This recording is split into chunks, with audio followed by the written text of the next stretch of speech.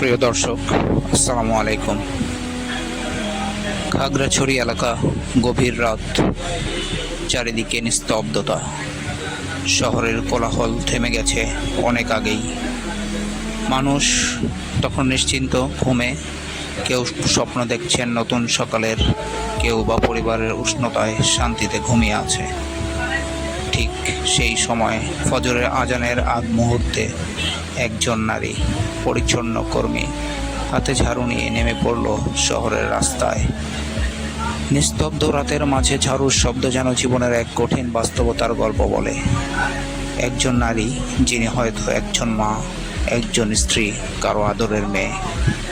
নিজের পরিবারকে ঘুমে রেখে তিনি ব্যস্ত হয়ে পড়েন আমাদের শহরকে পরিষ্কার রাখতে। আমরা যখন আরাম করে ঘুমাই, তখন তিনি রাতের আধারে নিরলস পরিশ্রম করে যান, শুধু পরিবারের মুখে এক ফোঁটা হাসি ফোটানোর জন্য। তার হাতে ধরা ঝাড়ু শুধু ময়লা পরিষ্কার করা উপকরণ নয়, এটা তার দায়িত্ববোধের প্রতীক, এটা তার সংগ্রামের গল্প, এটা তার সন্তানের ভবিষ্যৎ গড়ার অস্ত্র। একবার ভাবুন, একজন নারী কতটা শক্ত হলে গভীর রাতে একা রাস্তায় দাঁড়িয়ে কাজ করতে পারেন।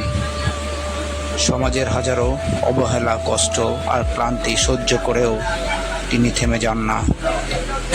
কারণ জীবন তাকে শিখিয়েছে, পরিশ্রম ছাড়া স্বপ্ন পূরণ হয় না।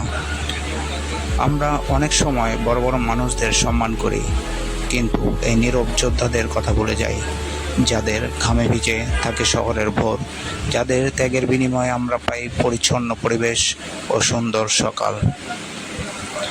যদি মানুষগুলো না থাকতো, তবে আমাদের শহর হয়তো ময়লা স্তূপে ভরা, আমাদের চলার পথ হতো দুর্গন্ধ আর অস্বস্তিতে পরিপূর্ণ। তবুও তারা কোনো স্বীকৃতি চায় না, শুধু চায় সম্মান আর মানুষের একটু ভালোবাসা। মনে রাখবেন, কোনো কাজই ছোট নয়, ছোট হয় শুধু আমাদের দৃষ্টিভঙ্গি। একজন পরিচ্ছন্ন কর্মী সমাজের বোঝা নন, বরং সমাজকে সুন্দর রাখার অন্যতম কারিগর। আসুন আমরা এই পরিশ্রমী নারীকে সম্মান জানাই, তাকে অবহেলা নয়, হৃদয় থেকে সালাম জানাই। কারণ একজন মা যেমন পরিবারকে আগলে রাখেন, তেমনি এই নারীও আমাদের শহরকে পরিচ্ছন্ন ও বাসযোগ্য রাখেন। তার মতো এরকম হাজারো নারীরা আছেন, যারা আমাদের সমাজের, আমাদের নগরীকে পরিষ্কার ও পরিচ্ছন্ন করে বাসযোগ্য করে তোলেন।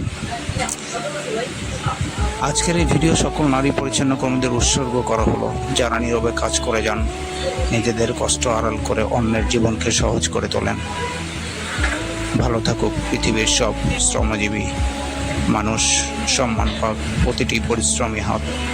আর আমরা সবাই যেন মানুষকে তার পেশা দিয়ে নয়, তার মানবতা ও ত্যাগ দিয়ে মূল্যায়ন করতে শিখি।